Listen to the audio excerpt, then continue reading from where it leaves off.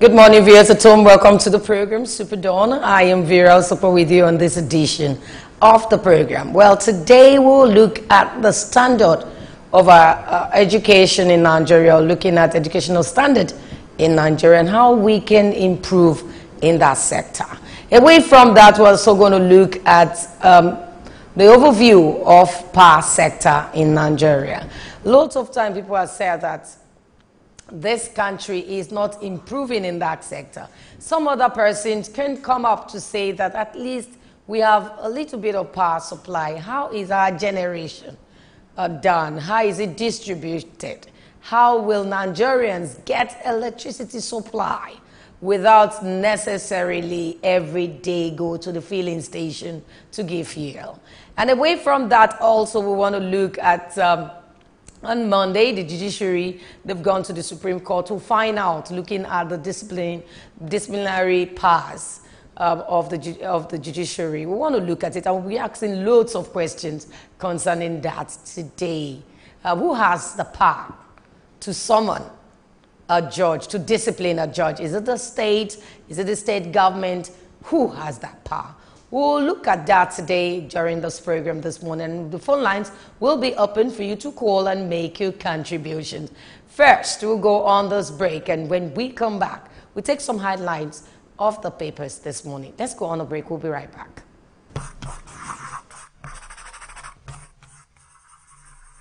Superdawn, your daily live current affairs program, where topical issues that border on politics, economy, sport, and sizzling national issues are analyzed, now holds every Monday to Friday, 8 a.m. to 10 a.m. on Superscreen television. Let your voice be heard. Join us.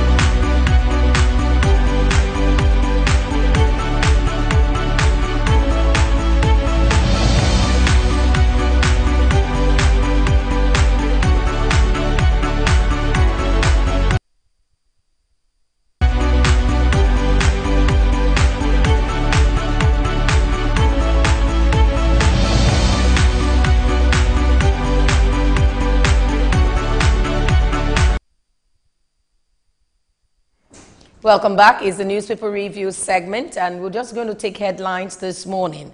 It says from the Punch, it says here, government to set up cattle ranches in Oyo, Ebonyi, Kaduna, and others. And the writer says here, the Defense Minister shouldn't be Meyati Allah's mouthpiece. Oton. We also have in the Punch this morning, something terrible happened yesterday night, even on my way home, and it's in the papers this morning. Many feared dead as piles of plywood fell off truck on Lagos Bridge. I really don't know what's wrong with that Ojuelegba Bridge. It's always having issues with tankers drivers, with things falling off. But yesterday, many people lost their lives because the piles of the plywood fell over from the truck to the other side, and it was a terrible sight last night. We also have this one, verified tax certificates before paying contractors. Federal government tells MDAS. Lagos firm deduct workers' pension without remittance, owes gratuities. We also have in the Punch 2017 budget, 1.58 trillion released for capital project, says federal government. Governor Paul Osibanjo Tinubu, 12 governors storm Ekiti for Fayemi. You can get more in the Punch this morning. Away from that, we have another one. We want to look at the New Telegraph this morning. Herdsmen attacks. Nigeria loses 5.04 trillion annually. And the writer says, federal government to build 94 ranches in Benue, Ebonyi, Edo, Taraba, and Oyo, and 5 others. Government molds 179 billion spending on policy. We also have this rider here, governor to minister, stop being Mayati Allah's mouthpiece. This says, why Buhari ignored NPDP presidency. If you want more story on that, you get the News Telegraph. And finally, from the New Telegraph, we have terror threat. Federal government beef up security at the airport. And the writer says presidency approves special funding for MDAs. Away from the News Telegraph, we have the Vanguard newspaper this morning. And it says here, federal government rolls out 179 billion plan to end farmers' headers crisis. And the writer says plan built on 6 pillars: investment, conflict resolution, law and order, relief, information, cross-cutting issues. 10 states, Adamawa, Benue, Ebonyi, Edo, Kaduna, Nasarawa, Oyo, Plateau, Taraba, and Zamfara on the pilot scheme. Autumn asked Defense Minister to apologize over anti-grazing comment. Why Buhari ignored the NPDP presidency, says talks will continue. Osolo chieftaincy tussle, stop meddling in our affairs. Kingmakers want Akure monarch. Finally, from the Vanguard this morning, APC convention. Presidency's interest rattles aspirants' permutations. And this says, the writer says, PDP will collapse when I assume office, Oshomole. Finally, from this segment, the newspaper segment, we have here Daily Trust, and it says, Boko Haram still runs camp around Maiduguri. And the writer says, Army insists insurgents not holding any territory in Borno. In the Daily Trust this morning, we have FEG suspended as Buhari signs 2018 budget today. Osibanjo leads Fayemi's campaign in Ekiti. Federal government released 1.58 trillion for capital projects in 2017. Federal government to disburse $322 million Abacha loot to Nigerians. And I hope I'll be part of that. That's interesting. APC National Convention, more aspirants join race. Get hold of all of these papers to read more on that. We'll go on this break now. And when we come back, Superdawn will continue. Please stay with us.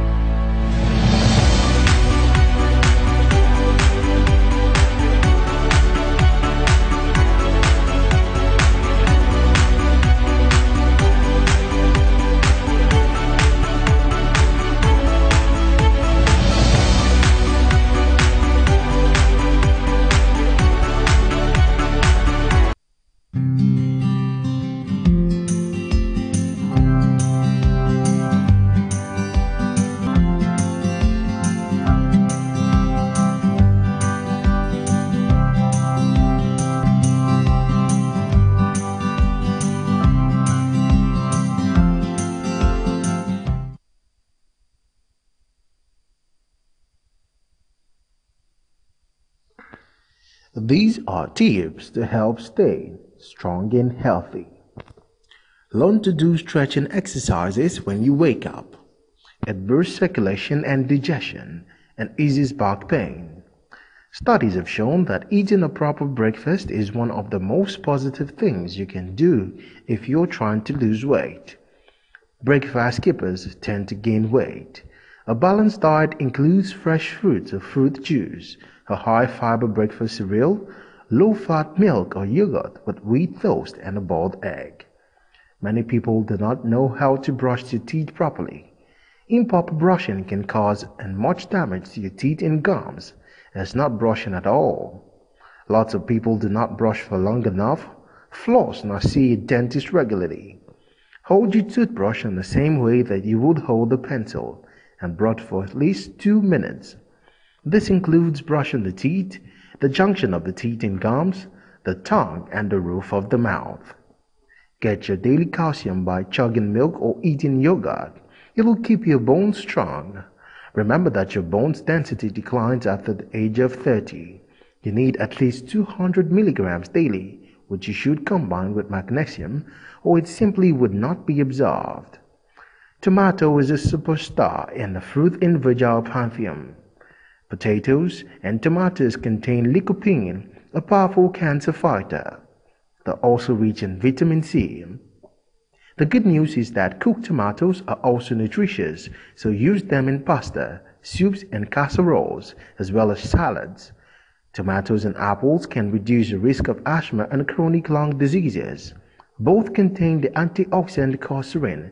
To enjoy the benefits, eat 5 apples a week or tomato every day.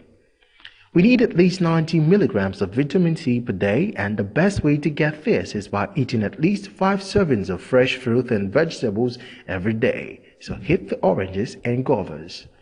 Folic acid should be taken regularly by pregnant moms and people with a low immunity to disease.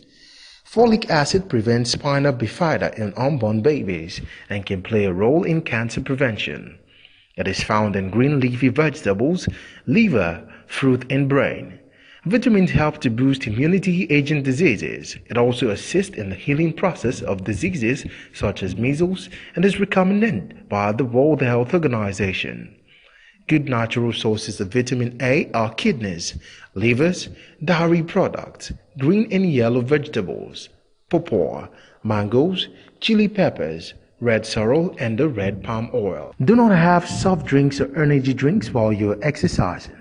Stay properly hydrated by drinking enough water during your workout. Just don't overdo things, as drinking too much water can also be dangerous. Do not eat carbohydrates for at least an hour after exercise. This will force your body to break down fat rather than using the food you ingest. Stick to fruits and fluids during that hour, but avoid beer. Don't smoke, and if you smoke already, do everything in your power to quit. Don't buy into that granny smoked and live to be 90 crude. Not even the tobacco giants believe in it. Have a pap smear once a year. Not on our list of favorite things, but it's vital. Cervical cancer kills 200,000 women a year, and it's most prevalent from the cancer of young black people. Pretty much everyone agrees that fish is healthy. Living is particularly true of fatty fish like salmon, which is loaded with omega-3 fatty acids and various other nutrients. Studies show that people who eat the most fish have a lower risk of sorts of diseases, including heart diseases, dementia, and depression. The importance of getting enough quality sleep cannot be overstated. It may be just as important as diet and exercise, if not more. Poor sleep can drive insulin resistance and throw your appetite hormones out of whack and reduce your physical and mental performance. What's more, it is one of the strongest individual risk factors for future weight gain and obesity. One study showed that short sleep was linked to 89% increased risk of obesity in children and 55% in adults. Drinking enough water can have numerous benefits, and one important factor is that it can help boost the amount of calories you burn. According to 2 studies, it can boost metabolism by 24 to 30% over a period of 1 to 1.5 hours. This can amount to 96 additional calories burned if you drink 2 liters of water. The best time to drink water is half an hour before meals. One study showed that half a liter of water 30 minutes before each meal increased weight loss by 40%. Extra virgin olive oil is the healthiest fat on the planet. It is loaded with heart-healthy, monounsaturated fats and powerful antioxidants that can fight inflammation. Extra virgin olive oil leads to many beneficial effects on heart and health, and people who consume olive oil have a much lower risk of dying from heart attacks and stroke.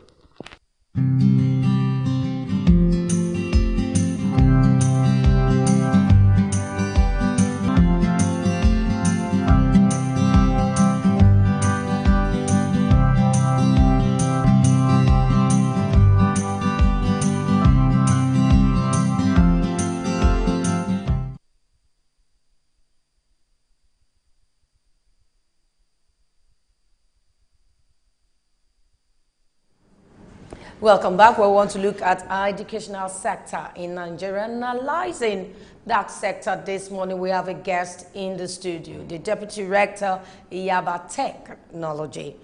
We have Omobayo Rahim. Good morning to you. Good morning, Vera, and good morning, viewers at home. Hope all is well this morning. It is beautiful. We want to look at our educational sector in Nigeria. Where do you think we are at right now? Thank you very much. As a matter of fact, we keep improving on a yearly basis. It is true that we will not be able to compare what obtained in those days to what obtains now. But even then, there are several ways by which we can improve on the system. Let's look at the funding, for example. In 2016, the federal government appropriated about 369 billion naira to the education sector. And that gives us about 6.1% of the total budget. In 2017, the government earmarked about 405 billion naira to that same sector, giving us about 6.6% of the total budget. Yes. This year, we are aware that 605 billion naira has been appropriated for that same sector. And that gives us about 7% of the total budget. If you look at the funding, you see a kind of progressional order from 3 years that I've looked at. That's to show that government is committed and dedicated to the improvement of that sector. But are we seeing it? Are we seeing it? If we're giving this much to education, and some people have said that it's not even enough because of what is happening in the country, but are we seeing the dividends? Are we seeing what these monies are meant for? Thank you very much. Just like I said a few seconds ago, we need to improve on a number of areas.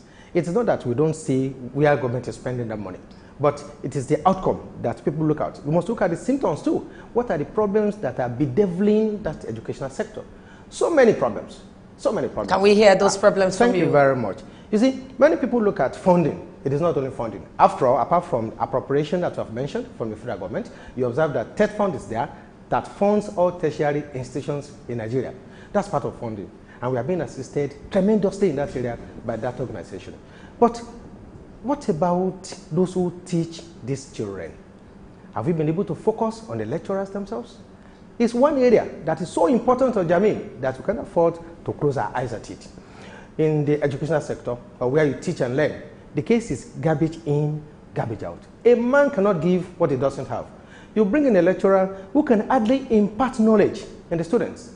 So what does he do? When he gets to class, he begins to fumble. So how do we take people that cannot thank you very much. Inculcate knowledge into people? Thank you very much. You see, it is the kind of society we have found ourselves. These days, it is who you know that determines the kind of job you get. When people apply for jobs, they begin to look for who do I know, who can assist me here and there. Not even minding the extent to which they could perform, even on jobs. So that's one major area that we need to look at. Not only that, even on that job itself, the extent to which they perform is an important factor. If you look at promotion, our system is not really interested in the extent to which you impart knowledge in the students to get you promoted in tertiary institutions. Rather, what are we interested in? The number of papers you have been able to publish, the number of articles you have been able to write locally and internationally and so on. Not even minding whether you go to class to teach the students. So these are the problems.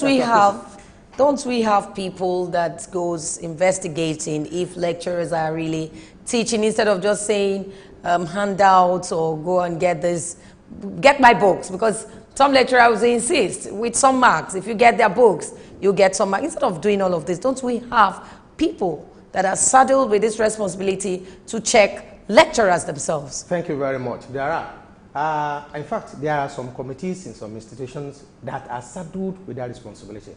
That's what we call the IQA, responsible for the quality of the teaching and responsible for the nature or the kind of teachers that we employ in the system. But because of the society that we have found ourselves, you see, the problem keeps featuring.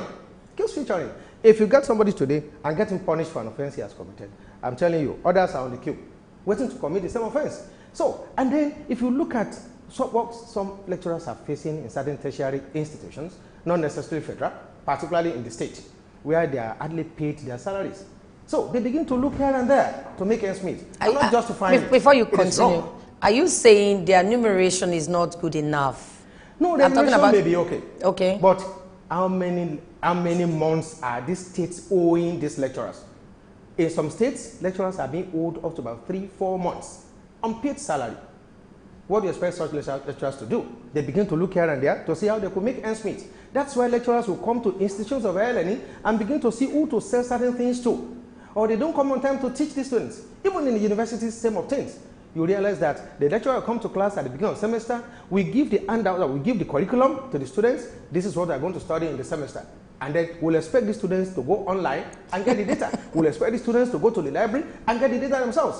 When it's about a week or two to the end of the semester, it now comes round. Now, we're going to write a test, you're going to do an assignment for me, and so on and so forth. You now realize that to what extent has he taught those children that he's examining? That's one of the problems that we are facing. And as much as we want to ensure that we improve on the system, some people are just that recalcitrant.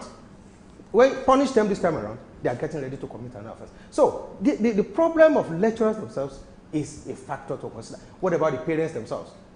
Some parents assume, erroneously of course, that the moment their children are in a tertiary institution, they are mature, they are grown up, they can take care of themselves. That is erroneous and fallacious. I can assure you that it is when they get there, they begin to have that sense of freedom, which they never had when they were in their various homes. They think, I no longer need to fetch water for my parents. I don't need to wash their clothes. I don't need to wash plates any longer. I don't need to prepare food for anybody. So they are on their own. They are so free. And that is why they hardly even have time to come for their lectures. And then, because of what we call the academic freedom, you don't force a student to come to class in a tertiary institution. He may choose not to come for the entire semester. And he relies on this crooked means to get scores from randy lecturers. Okay, we're going to get there because these are part of the things we're going to be looking at today. Right. But even admission process, okay. I think we need to start from that. A lot of people had said that getting admission into a higher institution, it's a bit difficult because you might bribe your way through. Otherwise, even a brilliant child that scored a very beautiful score might not go through education. What is the cause? Why are we making it difficult even for those very brilliant students not to get admission? Thank you very much for that question, Vera. I've answered the question. It is the kind of society we have found ourselves. Just like it obtains in tertiary institutions that I've mentioned, it exists also in those organizations that conduct exams. The same set of Nigerians that you find in these tertiary institutions teaching these children are the same kind of people that you find in those organizations conducting exams. There are bad eggs there too. You will agree with me that quite a number of times we have heard of exam leakage. All right? Why would exam that students will write in the next 1 or 2 weeks leak today? And the candidates will already have answers, prepared answers to those questions.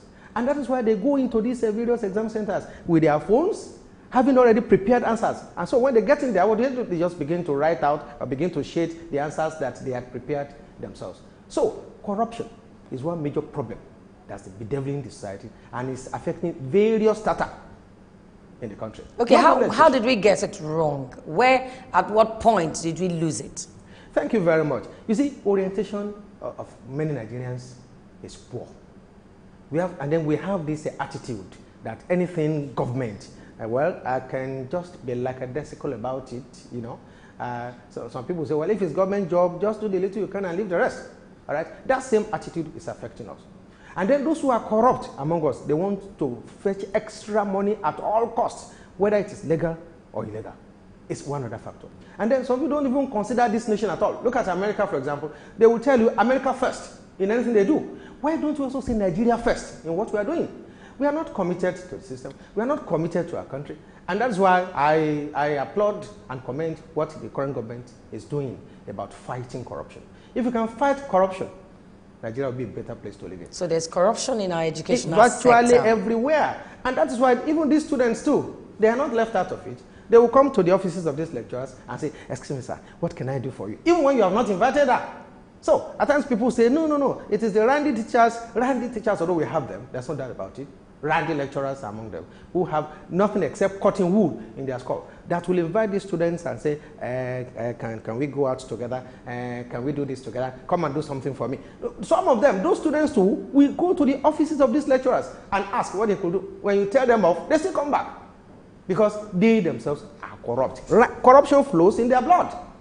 So this is one of the major areas we are facing. And then those men, the young men among them too, they find a way by which they bribe these lecturers. Sir, I bought a new tire for you, sir. By the time you're close at work, I'll be somewhere, so I come and take it. Then nobody will be there to see you. Then somebody who has donated a tire to your car, tell me why he will not pass your course. Tell me why he will fail your course.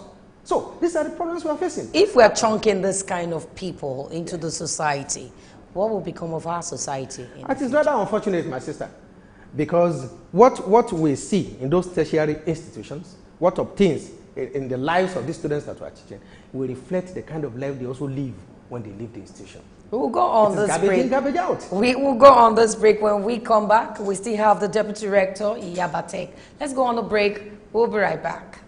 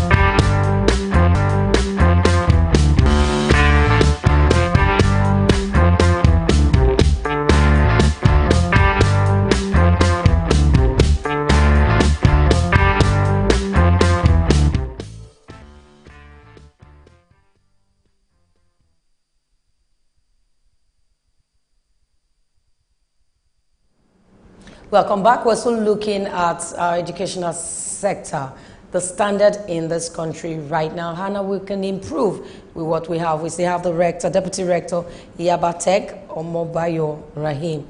Yes. We're looking at this because we must begin to look at our future. Yes. And the future is very important. Oh, yes. Okay, going away from the students and the lecturers, we want to look at the government's own side.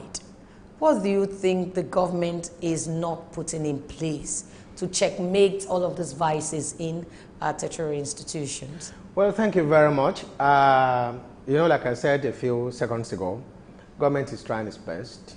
You know, the president and commander-in-chief of the armed forces cannot come down from presidency to start going to each of these tertiary institutions to right the wrongs.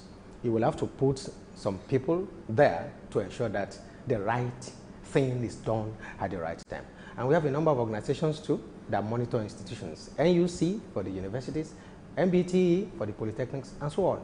Now, these organs that I've mentioned, we need to do maybe a little more than they are currently doing. Monitoring, in particular, is very, very important. It is not only when you want to accredit these institutions that you visit them. Go there when the least expect that you are coming. Enter the classrooms, tell some of those lecturers, come and teach in our presence. Let us see the extent to which you can impart knowledge in the students. There and then they know those who can perform and those who cannot perform. Let them right the wrongs. So by the time they do that, honestly, our tertiary institutions will be a better place to send our children. Okay. Why will parents, ahead. for example, send their children outside the shores of Nigeria for studies? People send their children to places like Ghana, Sierra Leone. It shouldn't be. We have so many tertiary institutions in Nigeria that can accommodate them. So let us right the wrongs. Let's put the right peg in the right hole, and I can assure you that Nigeria will be a better place to educate our children. A lot of people believe that if you take your words outside the country to school, it's better off than putting them in Nigeria, keeping them here. But looking at the fees, let's look at the fees. The state school and the federal university. Is this? I know education is not cheap, but is the fees, is it affordable? Looking at the state of our economy right now, can people really pay for education in Nigeria? I'm talking about federal university and also the state university. And polytechnics. Thank you very much, Vera. What students pay nowadays in tertiary institutions, to me, is a fair deal. It's a fair deal. Considering the inflationary trend, we want to put certain things in places. We have studios, we have laboratories, we have the classes, and of course, we must pay the lecturers, even as state government. Where do we get the money from if the students don't pay tuition at all? But the federal government is giving. You said when you started this morning, when you started talking, you talk about the percentage that the federal government is giving in the national budget. Yes, very good. Like I mentioned, you see, this year, 2018, federal government has earmarked about 8% of the total budget to the educational industry. What is the recommendation of the United Nations, for example? By the time you compare, you realize that the United Nations says we should earmark 26% of the total budget to education. So where we have earmarked just 7%, you see it as a far cry. As a far cry. We are not blaming the government because there are so many sectors to fund. Agriculture is there, don't forget. We must ensure that our people are well fed. We must improve the economy, and we must service even our external debt. So many areas that government spends money on. So it is not only the education sector that government must face, but even the little that government is able to provide. To what extent do we utilize the fund in the interest of the students and the interest of the future of this nation? These are the areas we are talking about. So if government has earmarked, like we said of 2018, but you said the amount is okay. When you started, you said this amount that government is giving is okay. Very good. Will it improve education? Yes, we have to. It is not only money that will solve our problem. For example, we have looked at the lecturers, look at the parents, even the students like we mentioned, they have their own problems too. These days you see many of them strapping their phones, their earpiece, even when lectures are going on. To what extent are they interested in what is going on in the class? Even when you see them walk about in the streets, they strap earpiece on, listen to music all the time. They need to reorientate themselves also. It is very, very important. Because if we are disciplined, where discipline does not exist, learning cannot take place. Let us assume this place is a classroom, all right? And a pupil says, my teacher, I won't disturb your class, but you allow me to put my head on the ground and I will raise my 2 legs up. You can continue your lecture. Of course, that is indiscipline. Can any learning take place in such a class? It is not possible. So, discipline is a #1 factor to consider, even among the students themselves that we are teaching. So, if we are able to right the wrongs among the lecturers, we are able to right the wrong among the students, and we give the right orientation to the parents, then what area do we face? What about the books and the materials that they need in those schools to learn from? Don't forget, if you see a teacher who is trying to teach students what I call arc, and he gets to the classroom and uses his hand to demonstrate what an arc is, instead of bringing an equipment to class, to draw what an arc is, what kind of teaching is that? It's a problem. Lack of equipment, lack of necessary basic facilities that we need to teach the students so that they can learn what we want them to learn. All right, somebody wants to teach maybe in geography class, you want to talk about the position, the zones where America is in relation to Africa. And you begin to think, sorry, there's no map here, my students, but if you look at the left zone of the world map, you find America there, the North America, the South America, then you find the Africa in this zone, you find Asia in that zone, instead of bringing the map to class to show the students. So where the equipment is not there. But you've said that that money is enough. What they've given to education is enough. So can that money provide all of those things? Thank you very much. You know, Oliver Twist, we always ask for more. But like I said, the little that government is able to provide, to what extent have we utilized it? Most of those that are in charge of the fund, are we sure they are not one way or the other doing what they are not supposed to do with the fund? No, let us face it. White elephant projects abound in tertiary institutions. Just a look around the country. Visit any university, visit the polytechnics, and see what the vice chancellors and directors do with the funds provided. So, if we have utilized the fund provided by the government in each of these areas, we're going to provide the basic equipment, provide basic facilities for the classroom, then our learning facilities will be available, and our students will be better off. Like I said, it is garbage in, garbage out. Where we are unable to teach them the way we should teach them, then they cannot learn, they want them to learn. And where they have not learned the way they should learn. Remember that word, learn. Look at the spelling of the word learn. The moment you remove that L, what do you have? I'll come back to there's a caller here. Let me get this caller. Very good morning to you. Hello, good morning. Good morning to you. Good morning. Go ahead. Educational system in Nigeria, it will not take time. I don't know where the country is heading to. I will blame the lecturer and also we blame the students. When a student will come to a lecturer just because he wants to pass the exam, if we say the lecturer that I want to offer you this and I want to offer you that, and the lecturer will accept, then at the end of the day, he passes the paper. The men will offer money or whatever, while the ladies will offer their body. Where are we heading to? At the end of the day, the students will pass out. And they will become the rulers and the leaders of this country. At the end of the day, I don't know where we are heading to. If we can be a lecturer will be able to stand and say that, go and read your book. If you don't pass the way it's supposed to pass, I am not going to accept any bribe. This country will be a better place for both of us. Thank you very much. Thank you so much for calling. Yes, you had the caller. Thank you very much, Mr. Abere. That's a very good point you have raised. Quite unfortunately, many of these lecturers we are talking about also pass through the same system. Those that taught them to what extent did they teach them the way they should teach them? So that, like I said, it is garbage in, garbage out. When we teach the students the way we should, this nation will be a better place for all of us to live in and to work.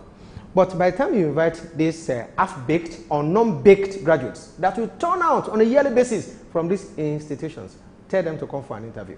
And you'll be surprised. Because simple questions, they will not be able to answer. And they come around to a very beautiful certificate, very beautiful scores, and ask them the simplest of all the questions that you have on your paper. They are unable to answer. You now begin to wonder the kind of education that we have in this country. That is why we must begin from the scratch. Just like shouldn't we be concerned? Shouldn't the government put their searchlight on education? Thank you very much. That's why I said these organs that government has put in place, such as NUC, MBT, and so on, they should pay surprise visit to these institutions. You can imagine where we have employed a stammerer lecturer, a lecturer that stammers. You now begin to There's another call. I'm going to hold you on there. He's very funny. Good morning, Solomon. Solomon, good morning. Good morning to you, Solomon. Good morning. Can you hear me? Barely can hear you, but go ahead. Try. Okay. Yeah, I'm so excited concerning what is happening, but based on the education that is happening, what is happening in Nigeria? Hello? Go ahead. Can you hear me? Yeah, Try to. I would like to just bring this issue because I am also a classroom teacher. I study economics geography from College of Education. But when we were in school, we discovered that lecturer also could not follow the syllabus. Okay. And once you are moving it haphazardly to students also will find it difficult in order for them to realize that, okay, what is happening is not okay. Now, when we're in school, when we are closer to exam period, so the lecturer will give you where exactly you're going to, I mean, the question is coming out. But you find it difficult that a lot of students will write it on the paper or on the lab, coming to the exam for study writing. So that what I'm trying to say is now, they are giving this expo to the students. I remember a lecturer, my friend, she's a lady, and the lecturer said that you must sleep with me or else you'll fail the exam. I think you need to wrap it up. Hello? You need to wrap up. Yes. Okay. Thank you so much, Solomon, for calling. Yes. Thank you very much, Solomon. You have raised a very good point. The curriculum or the curricula. You see, like I mentioned the other time, some lecturers will just enter the classroom at the beginning of the semester and drop the curriculum. This is what we are studying in the semester. Go to the library or go on net and get as much as you can get. And get ready for the test in the next 2 or 3 weeks. Or get ready for my assignment in the next 2 or 3 weeks. You have not taught them. You have not given them any idea of what you want them to learn and the extent that you want them to learn. And the depth of the understanding is not there. You want them to go on net and get whether relevant or irrelevant materials and come and write your test. At the end of the day, they come, sit down, write the test because they don't know what you really want from them. And that's why many of them go into exam malpractices. Apart from that, the curriculum is not a thing that should be regimented. Curriculum, the syllabus, we need to review it consistently. Because if you keep teaching what we review the curricula? Yes, we do it. We do it. I must give that to the universities and the polytechnics. We review the curricula because we must be in line with the best practices all over the world. If you get to Harvard, all right, get to any of those advanced countries, get to the universities, you see that the syllabus that they had or they used in teaching their students several years ago may not be the same syllabus they are using now to teach the students. And so we review ours too. If care is not taken, we are not teaching them the right thing. Because what obtains now in the society might not obtain several years ago. That is why we must review our syllabus. Several years ago, if anybody had told you that in the comfort of your bedroom, you will receive your salary on just a little thing that you are holding in your hands, and you can pay out the entire salary to whoever you want to pay to. Won't you say, what kind of miracle is that? So that is why we must review the syllabus too. So nowadays, you can pay anybody in any part of the world from the little salary that you earn. They can pay your salary to when you are in the comfort of your bedroom, you receive a lot. You can pay for anything you want to buy online. So we must review our syllabus also in order to inculcate these new ideas that society is generating. So the universities and the polytechnics do review their syllabus. Okay, there's another caller here, Emmanuel. Good morning to you. Good morning, madam. Good morning to you. Go ahead. Yeah, my question is just after what we are discussing. There's a good news that my daughter gave me yesterday about the embassy. That they have gone into University of Technology. I wanted to confirm if it is a fact. I think you are a bit too fast. We're trying to get the pace. Okay, go ahead. Okay, my question is that I'm in the deputy rector in Yabate right now on the street. So I remember my daughter told me yesterday that Yabate is now a University of Technology. I wanted to confirm if it is a fact. Yeah, we're getting to that phase, yes. Okay, he will tell us. Thank you so much for calling. Yes. Thank you, Emmanuel, for the question. Institutions of higher learning are not run on the social media. Most of the information that people peddle are just rumors. We are yet to receive the white paper. We call it white paper from the government. When government says go ahead and implement, we will implement. But we have not received any directive to that effect. Okay, so the state of Yabatek right now. 2010, we are still in Polytechnic and we're still running our system. Still running our ND, still running our HND. But if government chooses to turn us to a university, of course, we don't have any option. And we'll be glad at it because we clamor for it too. Way back 2007 to 2010, there were committees that the federal government set up to go and look at these various institutions. And they came to our college and they saw that we are fit to become a university. They looked through our equipment, went through all that we had, our laboratories, our studios, and they gave us a pass mark. And of course, we were ready for it. All of a sudden, situations changed, and we are still where we are since then. But if government wakes up tomorrow and says, yes, go ahead and implement, become a city university, we'll be glad at it. Okay, but looking at polytechnics, are you saying they are not good enough, the polytechnics? No, it's not that they are not good enough. You remember the mandate that set up each of these institutions. The mandate that set up the university is not the same mandate that the polytechnics go through. When your polytechnics were set up, they were expected to produce middle-level manpower. And then at the universities, maybe high-level manpower. So we are still following our mandate. But where we copied the system from, they no longer operate it. We borrowed it from the UK, from the United Kingdom. They have changed. They've turned all their polytechnics to universities. And so we are trying to do the same here, particularly because of the discrimination between HND and their first degree. So we need to follow, like I said, the best practices all over the world. If the trend of events is to turn polytechnics to universities, then let us begin to award what we call the BTech, that's Bachelor of Technology, for those various courses in engineering, in technology. Solomon is back again. Solomon, sorry, I'll come back to you, but let's get Solomon. Good morning once again. It's okay, I'm so excited once again, and there's something I forgot. It's not quite long at this station. I appreciate the deputy director of Yabatech. And please, what we need to iron out in terms of education, government should try to provide enough equipment. And at the same time, the lecturers should stop assuming method. What I mean by assuming method, I study geography. Geography is a very wide something. You can't just tell me you are teaching a map reading, and at the end you are using assuming method.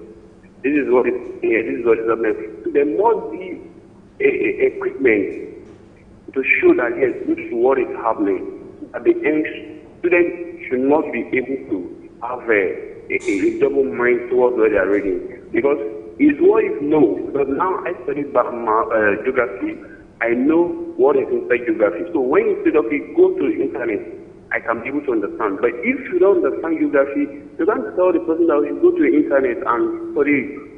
So we should try to bring equipment so that it will be very easy for students not to use assuming method. A lot of lecturers, they use assuming method. I know what I mean. I know. Okay. That's what I mean by assuming method. Okay, I don't know if you got Thank you very much, Solomon. Thank you so much. Solomon, thank you for calling. Thank you very much, Solomon. You are talking about equipment. Like I said, government is trying its best. Most of our tertiary institutions have the equipment to work with. We have what we need, the basic things to teach our students. We have them, all right? In circumstances where we are short of those basic facilities, TED Fund is always there to provide as much we need for us. TED Fund keeps providing facilities, keep providing infrastructures for us, and of course, it is we now in these various institutions that should make the best use of these facilities that have been provided for us. Not only that, these students that come to these various institutions also must be ready to learn. It is very, very important. Very, very important. Like I said the other time, that lazy attitude in our students is affecting their life and affecting their future, and of course, it will affect even the future of this country too. Don't forget, the youths of today are the future leaders of tomorrow. Where we are unable to teach them the way we should. It is garbage in, garbage out. Okay. By the time the future is there, what do we expect from them? It is well with us. Okay, well, rounding off now, we want to round off. I want you to give, you've been talking for some time, maybe itemize what we need to do as a parent, as an institution, as a government, and as the students. Tell us what we need to do. Thank you very much, Vera. Like I said, virtually every part of the sector that is concerned with education, we need to improve on either our attitude or the way we go about it as far as education is concerned. Education is different from other sectors. In agriculture, plant onion, you will harvest onion. Plant maize, you will harvest maize. We need to realize that the mistakes of the medical doctors are in the grave. The mistakes of the teachers are in the streets. We need to watch out. Teachers need to be dedicated to what they have been called upon to come and do. Let us be there to teach these children so that Nigeria could be a better place to live in the future. Our government, we need to improve, like I said, on funding. If by now we dedicate about 7% out of the entire total budget, and the United Nations recommends about 26%, let us improve, let us increase to maybe about 10% of the total budget, so that we have enough money to buy all that we need to teach these children that have been sent to us. And then parents at home too, they need to be more alive to their responsibility. You don't need to assume that now that your child is in a tertiary institution, he is grown, he is mature, he could do this. We shouldn't forget that these children, 16, 17, 18, they are still in the age where they could be lured into where they are not supposed to be lured into. And that is why I find some of them even in cultism. We find some of the girls even in prostitution. So we need to watch out in that area. As a parent, ask your child, what do you do in school? Anytime they are home on holidays, ask them, what do you do in school? How do you go about it? What are the problems that you are facing? How do I assist you in solving the problems? But where we don't do that, we are not helping the children, and neither are we helping the future of this nation. Then, the lecturers too. Like I said, we need to be more alive to our responsibilities. And then let us provide the basic facilities that we need to teach these children. And Nigeria will be a better place to live in and send our children to teach them. I want to thank Omobayo Rahim, Deputy Rector, Yabatek. Thank you for coming on this section. Thank you very much, Vera. Thank you so much. I appreciate it. Well, we'll go on a break now, and when we come back, we want to look at the overview of power sector. We'll be right back.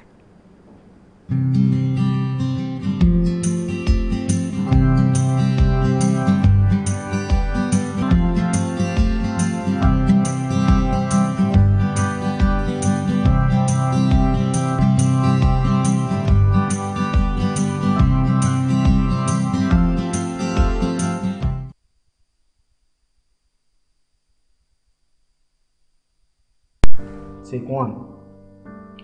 Another name for hypertension is high blood pressure. Blood pressure is the force of blood pushing.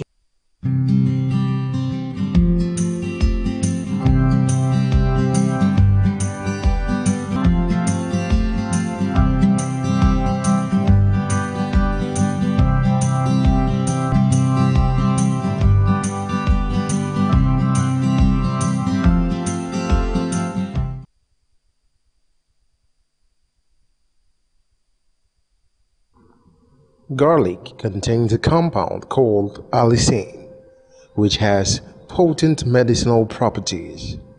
Garlic is a plant in the allium onion family. It is closely related to onions, shallots, and leeks. It grows in many parts of the world and is a popular ingredient in cooking due to its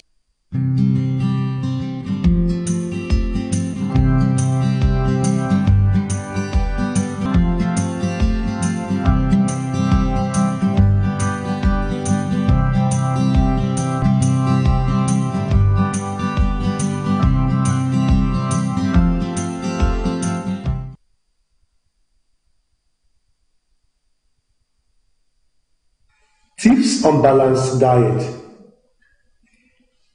Eat more of starchy foods, which include potatoes, cereals, pasta, rice, and bread. Choose whole grain varieties when you can. They contain more fiber and can make you feel full for longer. It's recommended that we eat at least 5 portions of different types of fruits and vegetables a day.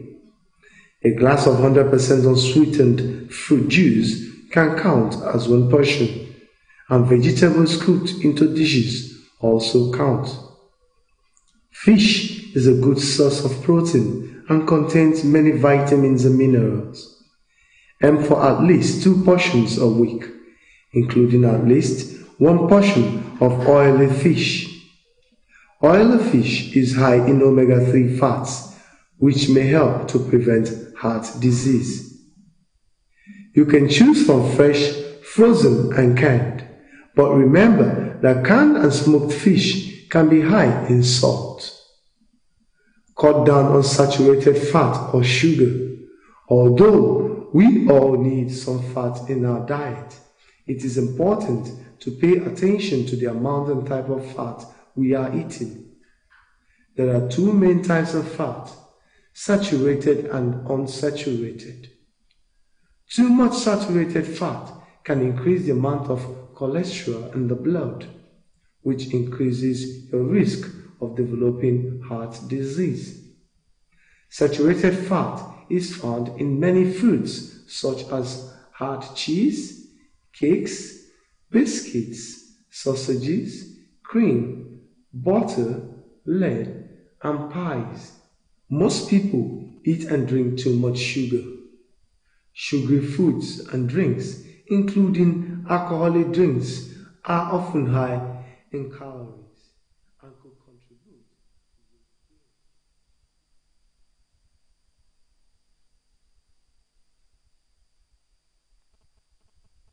Yes, she is. Welcome. Well, we want to look at the overview of our power sector. If we look back history, in 1869, that was when electricity was first produced after 15 years after British.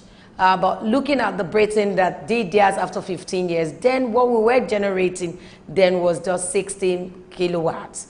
But today in 2018, we have about 5,000, above 5,000 megawatts. But looking at all of this, do we truly, sincerely have enough? Well, discussing this morning, we have our guest in the studio, Martins Onovo. Good morning to you. Good morning.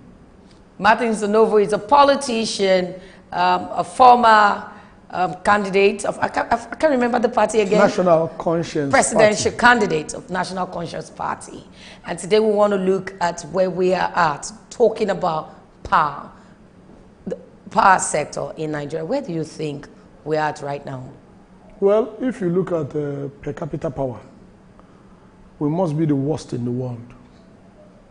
And for people to understand that, per capita power is total public power supply divided by population. South Africa, with just 50 million people, has 36,000 megawatts.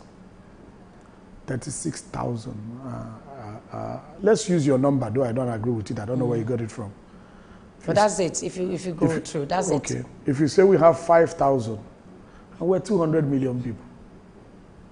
So if you do the comparison with South Africa, for 50 million people against 200 million people, that's a factor of 4. For 5,000 against 36,000, that's a factor of 7. 4 times 7, 28 times more power per person than we can have in Nigeria. So we must be about the worst in the world, because sometimes people say, after all, Ghana generates only 2,500 megawatts. How many people are in Ghana? 30 million, 35 million. So they're still better than us if you compare it on per capita basis. So I've seen a publication where very many countries were listed and Nigeria was the lowest. Lower than even war-torn countries. What do you think are those reasons? Why every year, every time, government come and go on, if you look at the monies we spend in electricity, we don't really feel it as we should have? Corruption. Corruption. If you want to use one word, it is corruption. Because I am a registered engineer to start with, and I've practiced for almost 30 years. And my practice has been in the oil industry where we power ourselves. So we do power projects that we use to power ourselves. And if you use our rates, you have, for gas to power, you have $1 billion per 1,000 megawatts. $1 billion per 1,000 megawatts. If you use the National Electricity Regulatory Commission rates, you will have $1.5 billion per 1,000 megawatts. So you can choose the one you like. But since we're talking about government, let's use NERC rates. Okay. So $1.5 billion per 1,000 megawatts. Yes. So simply on the generation side, if we deploy $3 billion, we should be able to get 2,000 megawatts. It's that simple. So why are we not getting that? Because we deploy the money and we lose it to corruption. Because it's not like we have not budgeted. Yesterday, I guess, the Minister of Finance said they had released 40% of 1.6 trillion, which is 500 and something billion, to the Ministry of Works, Power and Housing. And Housing. Yes. So if we have that information, what the media should do, me against the media again, Okay. is ask the minister, because the media is the watchdog. I'm not the watchdog. I'm the alternative. Opposition is the alternative. The media is the watchdog.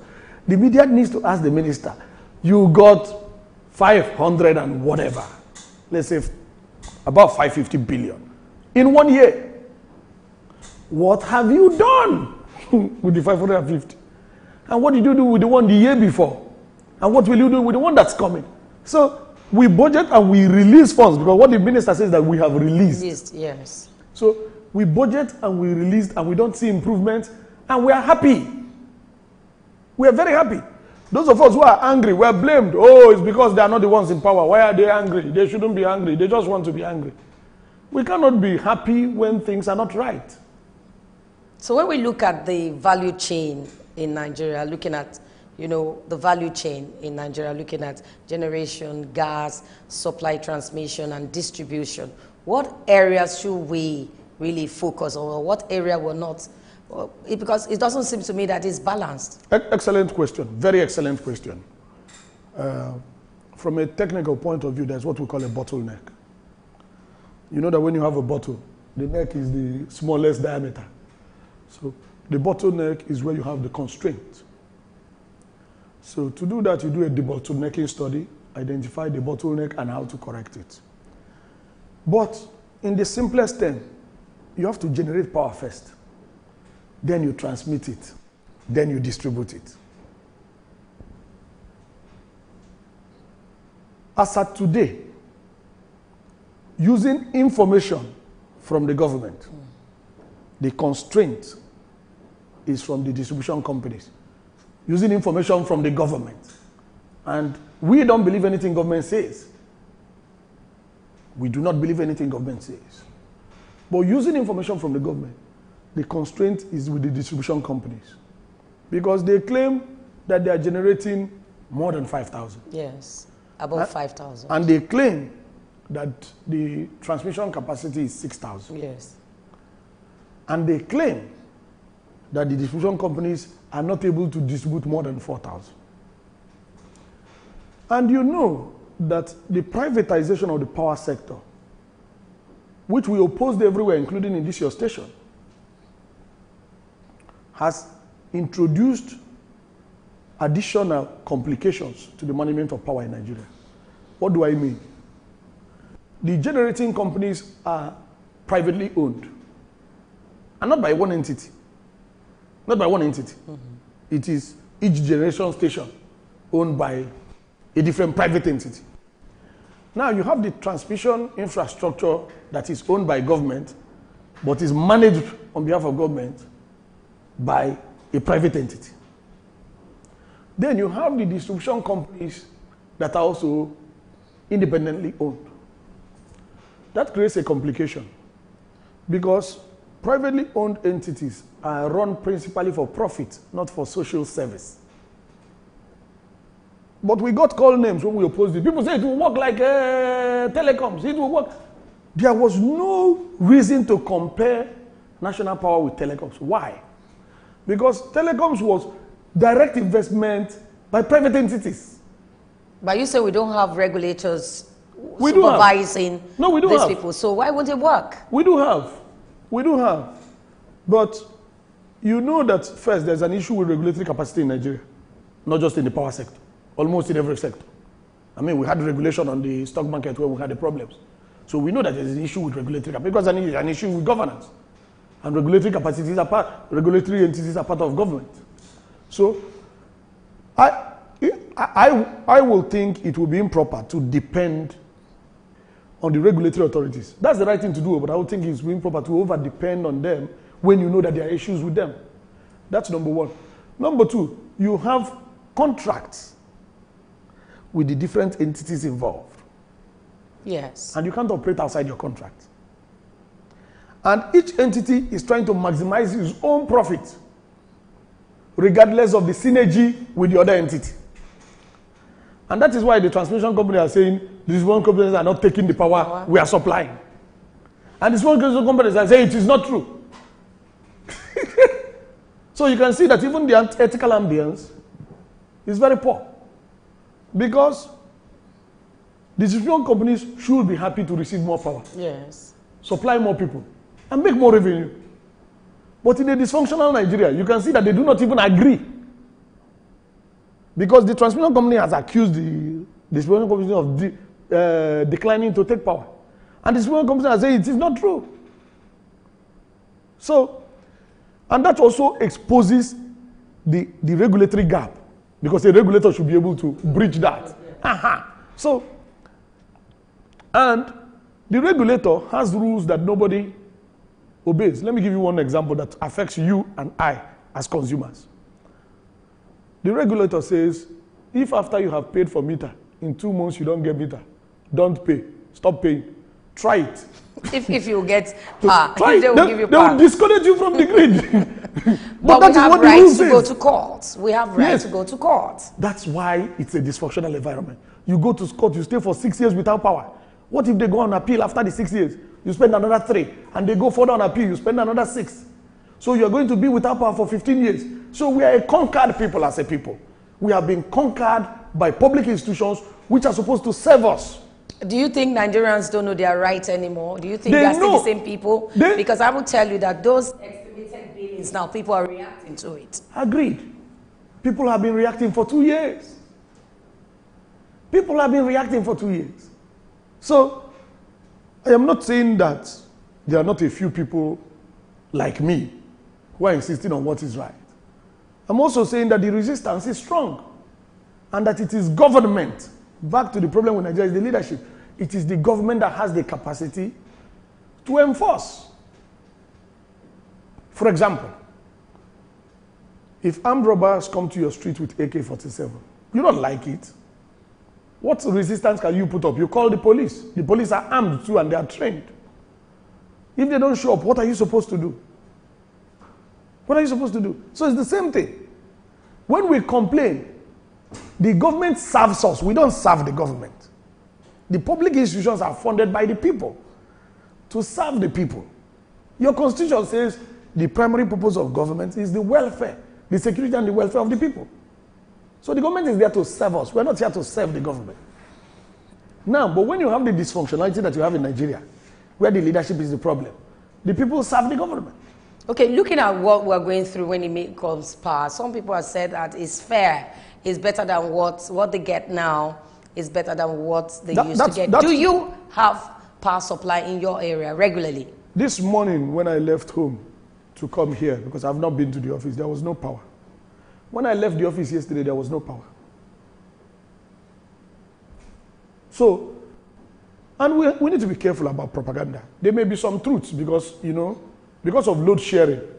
If you and I are on the same load sharing set, if my system is bad, then they will give all the power to you so you can be enjoying. So you might think that power has improved, but you're enjoying at my expense. When my system is fixed too, we start sharing, you get back to normal. As an engineer, what do you think?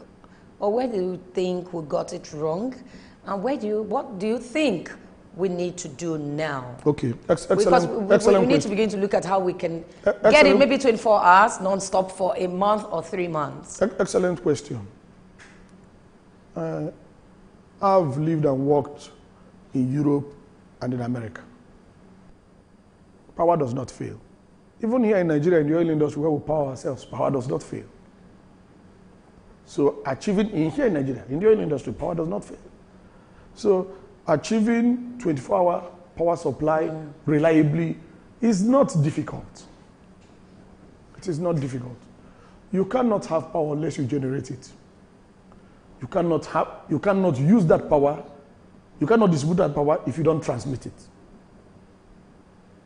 And it will not be useful to you in your home or office if you don't distribute it. So it's that simple. Now, the first thing is that we need to increase generation capacity. How do you do that? You build power generation plants.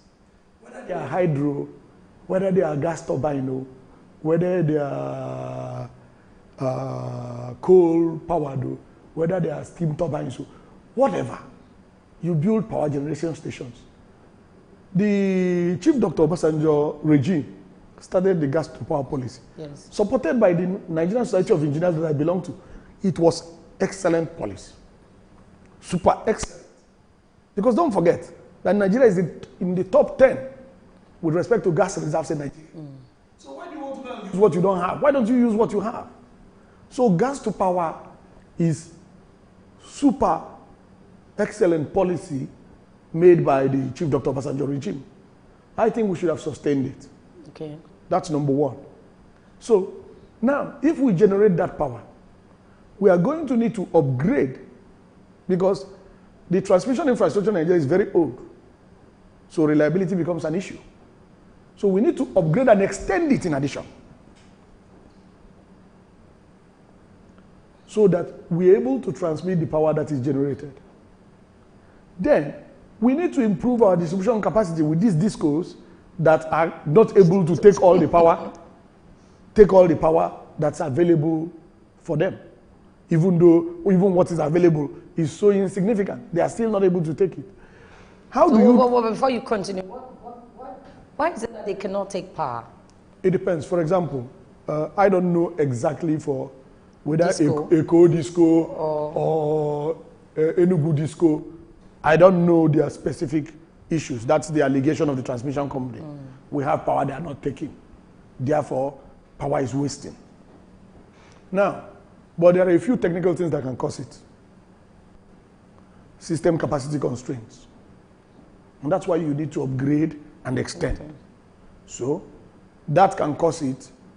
Secondly, when you go and start disconnecting everybody because they rejected your crazy bill, then you have less consumers. Then you claim that Nigerian people are stealing power, which is false. Anybody who's stealing power has collaboration from DISCO officials. That's a fact. I know that. So it turns to self-deceit when you refuse to admit that you are the guilty party and you transfer the guilt to the public. Yes, a few members of the public are stealing power, but with the collaboration of DISCO officials. In-house people. Yes, it's that simple. So, but you turn around and blame it on the public. No, it is your collaborating officials who you are responsible for that you need to blame. So, if you have a wrong diagnosis, you're going to have a wrong solution. So, you must get the diagnosis right.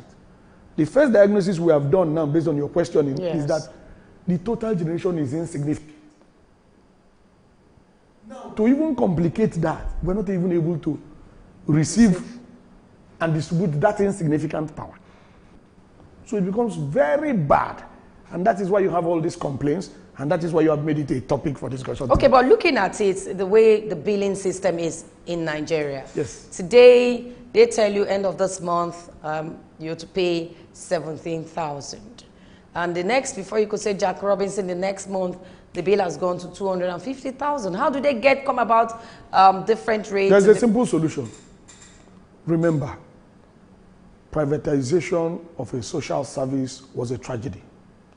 Even in the West, where we're trying to copy, social services like water in Paris is public sector controlled.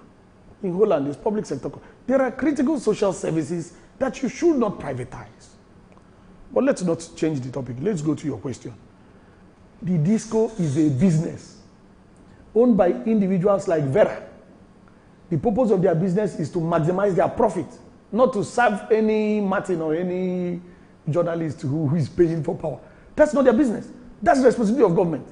Government now shies away from its responsibility, hands it over to private entities to exploit the people because they're monopoly. But if the privatization isn't working, shouldn't we move away from it? It's not that easy. And face reality. There are legal obligations. So, and don't forget, that's why we shouldn't have made the mistake first. Now, let me answer your first question.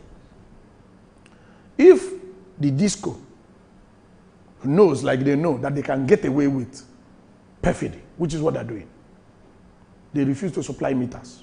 Even for people who are paid, they refuse to supply. Then, that legitimizes estimated billing.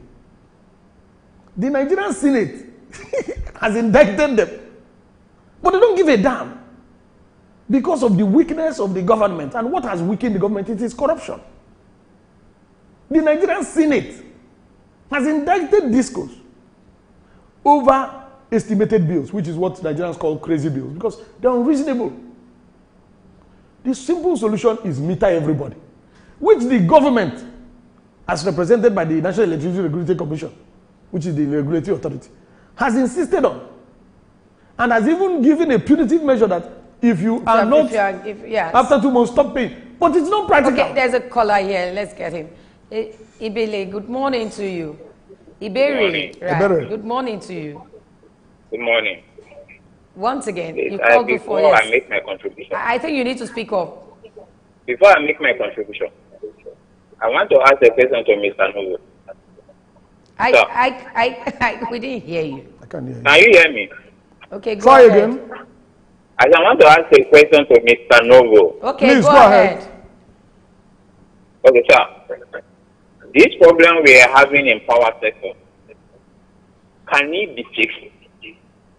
Please, before I make my contribution, I want to answer that question, sir. Can what happen? We didn't get a line. The problem we are having in power sector now, can it be fixed? Can it be what? Fixed. Yes. Fixed, okay. Go, The yes. answer is yes. Go ahead. If there is any further question. Maybe you wanted you to explain Okay. why you I said. want. Hello? Go ahead. The federal government has pumped a lot of money, millions of dollars, into the power sector. But at the end of the day, we keep hearing the same story. When we had the issue of privatization of the power sector, we thought that the story is over. But the same thing keeps happening. So the people that bought this power sector, they are the same people that in this government. So they want to make their money as well. So before the problem, this problem, I don't think it's going to be over. But I pray that God, one day, will make a way for the citizens of this world so that we can be able to enjoy power in this country. Even though we are billions. Okay, we need to continue. Thank you so much. Thank you very much. Thank you so much. Yes, you need to answer it. Well, the first answer, like I said, is yes, it can be fixed. There's no challenge here.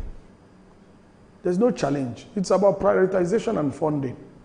You have taken $30 billion loan in the last 3 years. 10% of that is $3 billion. I just told you that using government rates, that can give you 2,000 megawatts. So it's the political will and the ethical ambience to get it done. Because one thing is the political will to fund, another thing is also the political will to stop the leaks, especially when elections are coming close and the leaks are supposed to be used to fund elections. But So we'll go on this break. We come back. You know, you were talking about the billing system. Yes. And what the government says we should do. But let's go on this break. When we come back, we still have Martin Zonovo with us here. Superdawn, your daily live current affairs program where topical issues that border on politics, economy, sport, and sizzling national issues are analyzed. Now holds every Monday to Friday, 8 a.m. to 10 a.m. on Superscreen television. Let your voice be heard. Join us.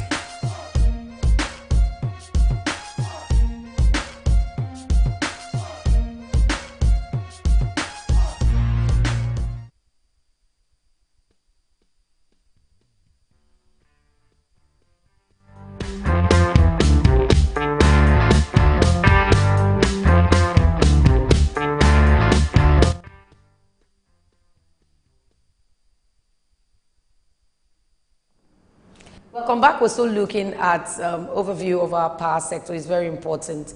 Nigerians are not smiling with this, but the Minister for Power, Housing and Works had said that, hey, we all have power.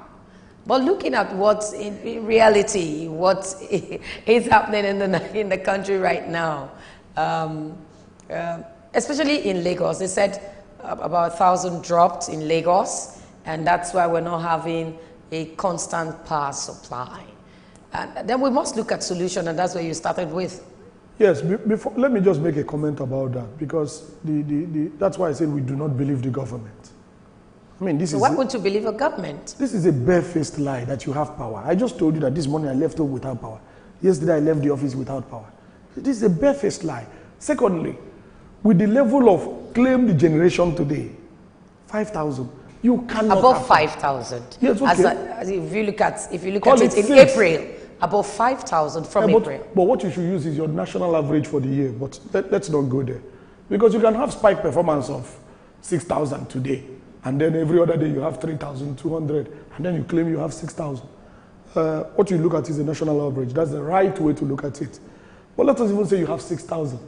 Remember the comparison I did with South Africa? It is insignificant. It's nothing. It's zero. So to make that kind of a barefaced lie, it should lead to a resignation. So should we fix our own system? No. Let me just make this point before I address your next question. Because in addition to that, in the social media, I have seen these same Nigerians calling that same minister for darkness. So why will he now claim that these same Nigerians who are calling minister for darkness have power? But some Nigerians are saying they have power. Yes, one person can have power for 24 hours for one day. Okay. So what? Next day, uncle, his neighbor, uncle. Do you hear Houston people saying they have power? I lived in Houston for 2 years. Power never blinked. Continuously for 2 years. Maybe because we are developing. We are a developing Yes, you'll be developing forever. You'll be developing forever. And it seems like instead of developing, you are retrogressing. That's the reality if you look at the data. For example, your national debt just went from 12 trillion in 2015 to 22 trillion now. So I'm not sure you're developing. So in rounding off, what really do you think we need to do now? Very simple. Very simple. To succeed, you have to be clear about your goals. And no system works without integrity. No system. Whether it's a mass media system or it's a government system or it's an educational system. The basic requirement for a system to work is integrity. The governance system in Nigeria lacks integrity. But technically and professionally, there is no challenge. What do you need to do? You need to increase your generation capacity. There are many ways to do that. You can expand existing generation stations. Many of them are not even doing design capacity. Many of them. There are some that have design capacity of 900 and are doing only 300. So those are maintenance issues. And then you can even expand and upgrade that capacity. So that's the first thing. You cannot have power if you don't generate it. So you have to generate it. Whether you're using hydro, whether you're using gas to power, you have to generate it. So that's going to require some expenditure. That's number one. That expenditure, we must make sure it's not stolen. That it doesn't disappear. That capital votes are not released and then nothing gets done. And it is the duty of the media. So if you do that, you upgrade and extend your transmission systems. And then you increase your distribution capacity, which means you have to work with the discos because it doesn't belong to us anymore. You privatized, you sold your property. Vera, can't we cancel that contract? Vera, when you can't we renew or cancel or do something concerning the contract? If you sell your car to me, I can drive it to Ibadan if I like. So if you don't want me to drive your car to Ibadan, don't sell it to me. If you sell your car to me, I can drive it to Ibadan. I can drive it to Enugu. I can drive it to Sokoto. Are you saying we can't sit them down and talk some sense into them? That's what I'm saying. We need to work with them. We need to work with them. Because we have sold it to them. We need to work with them. We need to work with them. And finally, it's not a big problem. The problem with Nigeria is the leadership. It's not a. I want to thank Engineer Martins Onovo. It's a politician also. I want to thank you for coming. And your thought says they don't have integrity. For me, I do not think so. That's his thought, not ours. Well, thank you for coming on this segment of the program. Well, if you but remember that federal government just released about 1.58 trillion for capital projects. And he said something very key. I hope that this will be utilized rightly. If you say the system has integrity, it means you have been having power 24 hours. I don't have 24 hours. But that's what the minister said. But that's what the minister said. It's not. You said the minister because you mentioned his name. I have to correct that. Your thoughts. It's allowed. That's what the minister said. Okay, but we must. Ask him to say it. We must wrap up now. I want to thank Engineer Martins Onovo for coming. Thank you so much for educating us and giving the right information concerning power. Thank you so much. We'll go on this break now, and when we come back, Superdawn will continue. Please stay with us.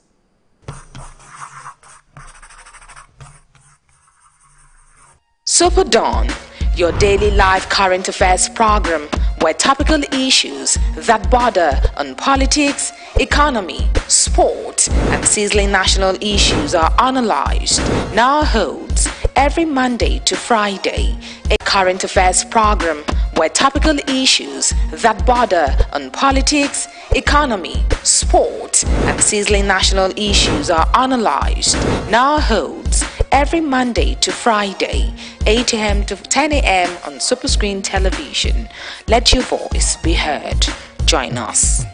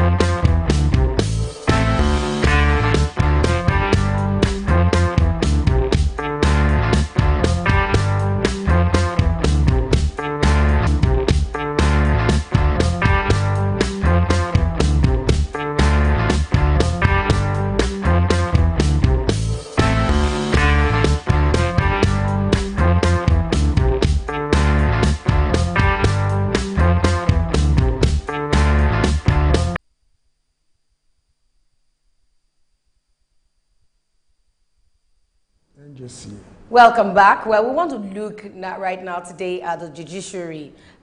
Something came up on Monday, and it was said that National Judiciary Council empowers it to place a judge under investigation on interim suspension. We have a legal practitioner in the house that will tell us more what that means. We have this morning Tony Daniel. It's in the house. Good morning to you, Barrister Tony Daniel. Good morning. Thank you.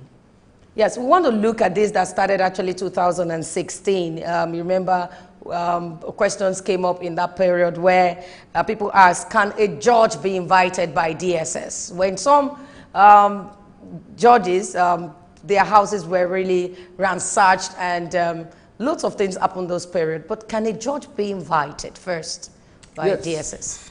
Yes, a judge can be invited by the DSS, the EFCC, and even the police. However, the judge has what we call judicial immunity in the course of his judicial activities. If he delivers a ruling, gives an order, delivers judgment, everybody affected by that order must obey.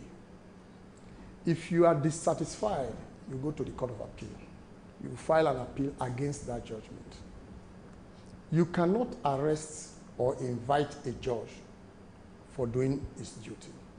Even if you feel personally that the order is inherently wrong, you have to quickly come back to the same judge to say, can you suspend the execution of this order because I've filed an appeal? You bring proof that you have filed an appeal.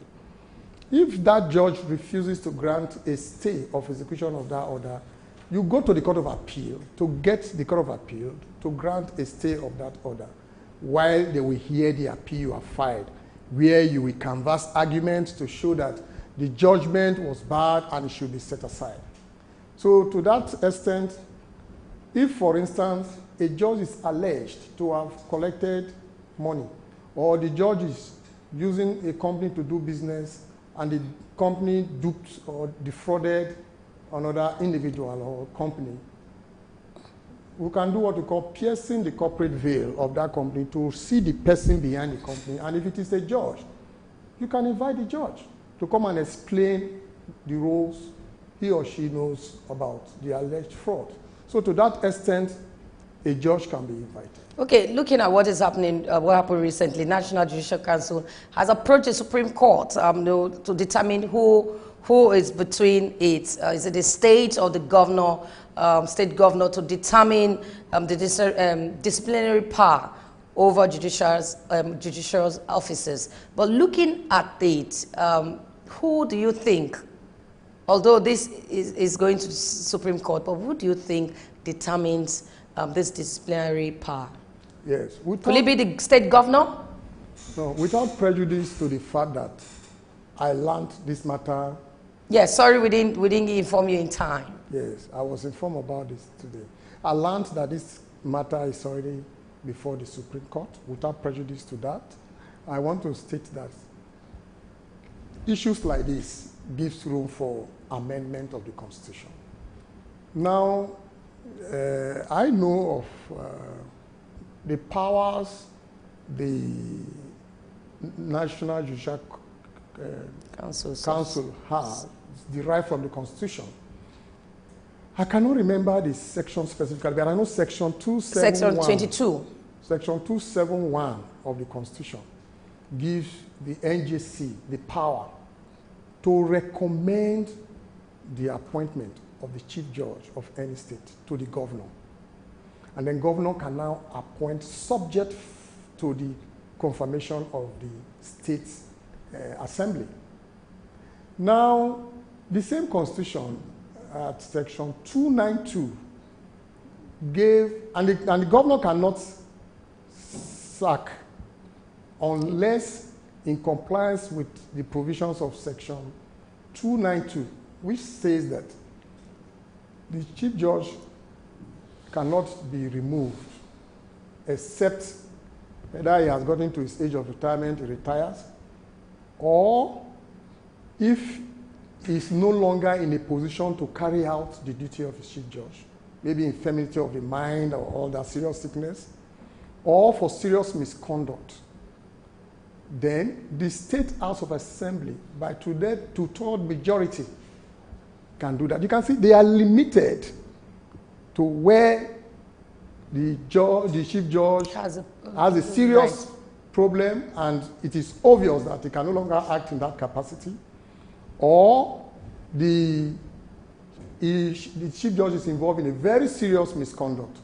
In that case, inquiries must have been carried out to confirm that he has actually been involved in misconduct. Then the governor cannot appoint a replacement unless that replacement has been recommended by the NJC. So the power of the NJC and that of the governor is, interwoven. But you see, the intention of those that came up with that constitution is to prevent the political, abuse of powers by the governor. You can just appoint any person that supports you, political ambition. You can remove if the person is no longer. So judges are supposed to be free. They are supposed to be objective.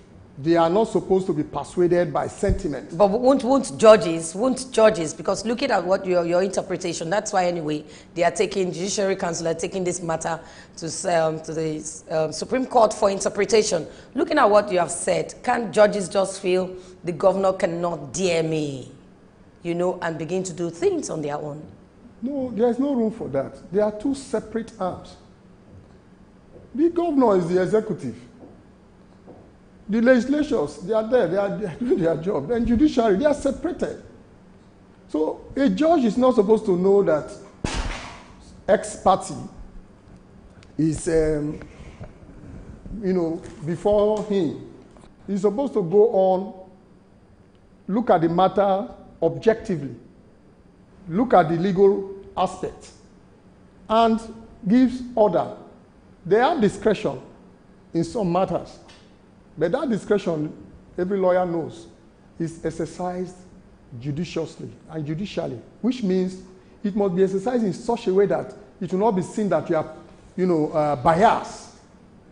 You are looking at it from a reasonable man perspective. What will a reasonable person do in my position as a judge? That is where the discussion ends. So I am happy that the NJC has filed an appeal against the decision of the Court of Appeal in respect of this matter. But to me, it is very, very clear. The NJC has power to recommend the removal of a chief judge, as they also have the power to recommend. This recommendation... Are they not protecting themselves? Are they not using style to protect themselves? No. Where it's only the NJC that can handle it, nobody can step into their matters, their cases. They are recommending. The essence of I think the purpose of getting the NJC to recommend is, like I said before, to avoid political consideration, to maintain a standard.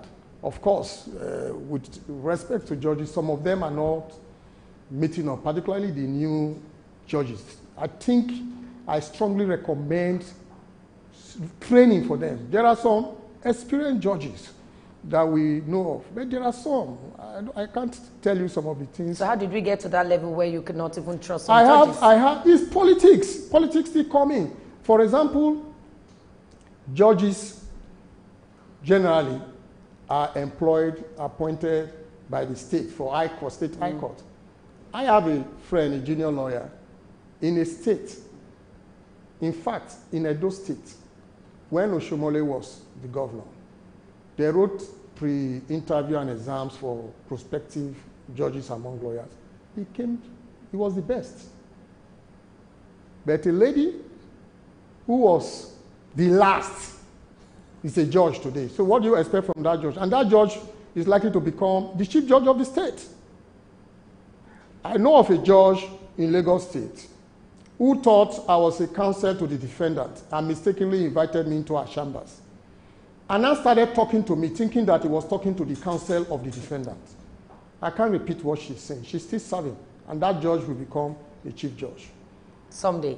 Someday in Lagos State. And there is a judge, National Industrial Court, that said that, because when you file papers, you list your documents. It's called front loading. It is not compulsory that you should tender them or give them. You just say, these are the documents I want to use. You can decide not to use anyone. A judge was telling a junior lawyer in my presence that, you have written this thing, you must use it. I was dumbfounded. So how can we get a better judgment when we don't have... Fortunately, the Chief Justice the current Chief Justice have made pronouncement about this. That means he's aware. And I think they intend to look out for such judges.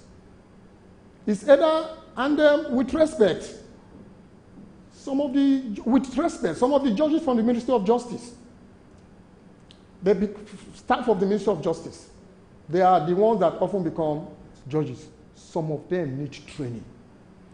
When you are practicing as a lawyer, you have more experience than when you sit as a civil servant and you get a stereotype procedure to handle legal matters, and you are appointed a judge. I have a judge that change of counsel, we've been there for 9 months. That is seamless. Seamless. You have a client. The client is saying, this is my new lawyer. It's seamless. 9 months. I recommend strongly that the state's judiciary should have a committee of experienced judges. If, for instance, what happened, the experience I've recounted, instead of writing or making a petition, I can go. The few judges will say, no, this is wrong, no need to appeal over this. Otherwise, appeal is a long process.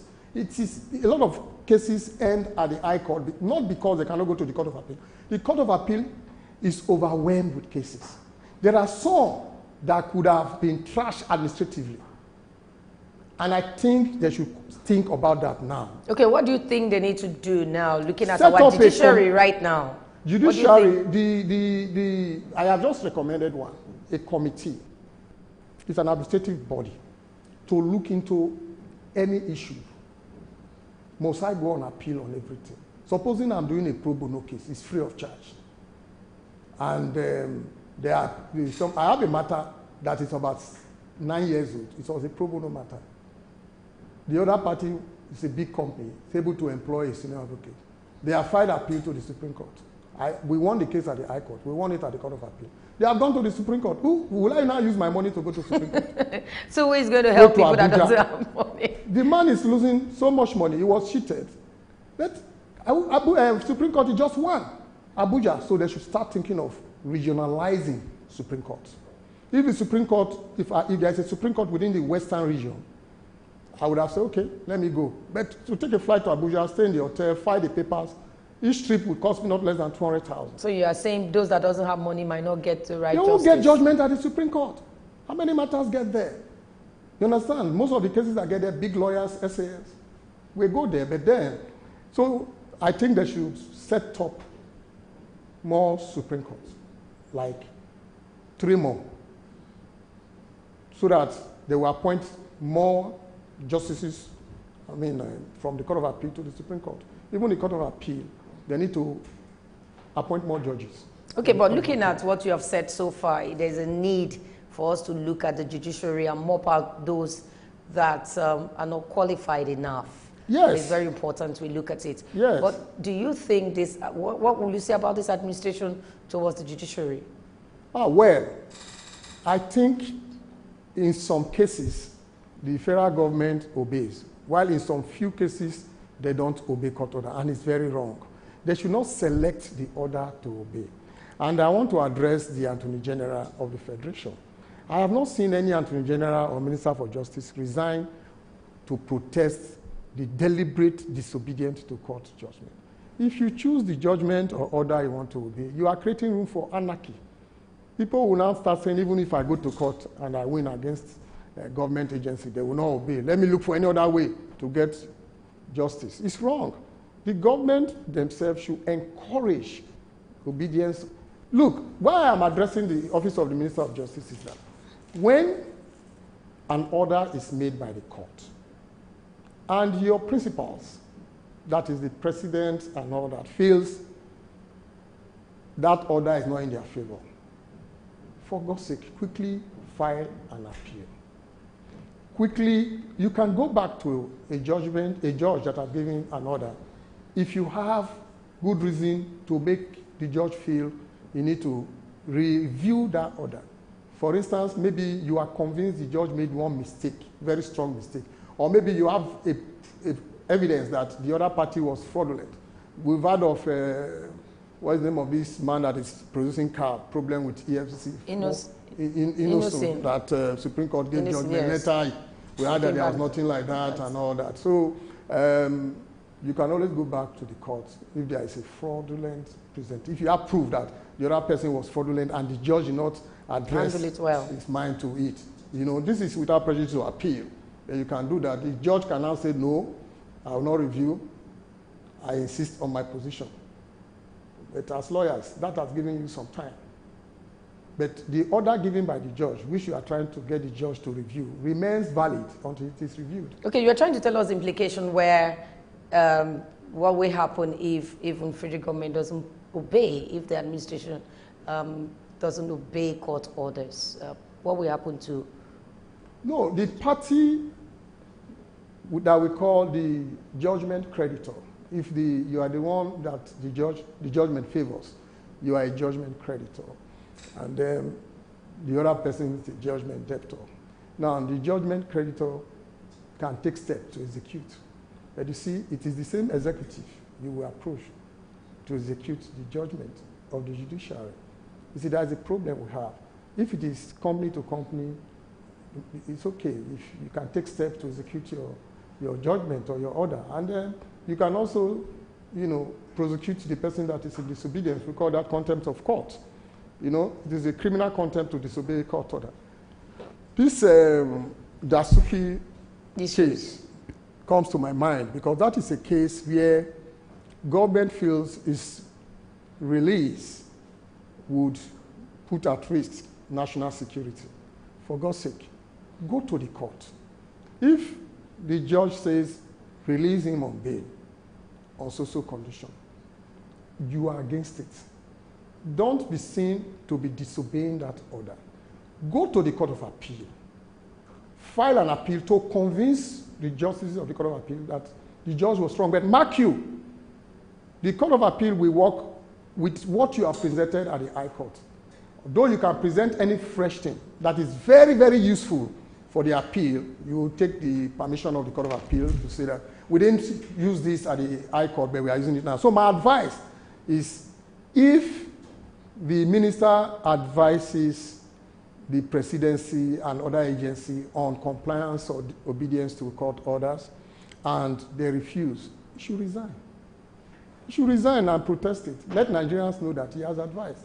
I know that the current administration allows you to do your work. The presidency don't intervene.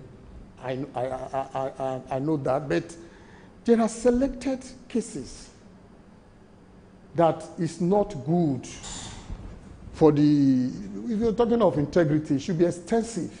Not integrity as to, I'm talking of the president now, not integrity as to the fact that you have not been fraudulent, you have not been found to be involved in serious corrupt matters, so to that extent your integrity is intact. No, the integrity should extend to the fact that you obey court orders, you discipline people or any agency or your lieutenants that have refused to obey court orders. Then you see, I remember one time the Minister for Justice said, the executive is owing so much money, judgment sum that have not been paid, going into billions. And I remember... We need to wrap up. Maybe just... I remember Mukhtar, that lady that was Chief Justice of Nigeria, started something on this for that money to be investigated. I mean, to find out, he advised the Attorney General then that they should conduct an investigation so that people don't just come and the one that can appeal, they file appeals. So federal government should pay their own levies as well. Yes, and the issue of when a judge is suspended, whether the salary should be paid. This is a very technical one because I've not heard of suspension with pay. If you are suspended, so it should be without pay. That's your take. Should be without we pay. Must wrap up now. I want to thank Barrister Tony Daniel. Thank you for coming on a short notice for this segment. Thank you so much. Well, we need to wrap up today's edition of the program, and I hope you did enjoy this program. Well, first we looked at education, we looked at power overview, and we're also looking at the judiciary, the NJC policy. Well, I hope you did enjoy today's edition of the program. Tomorrow is another day, and we will be here with you. I am Vera Osokpo. See you tomorrow.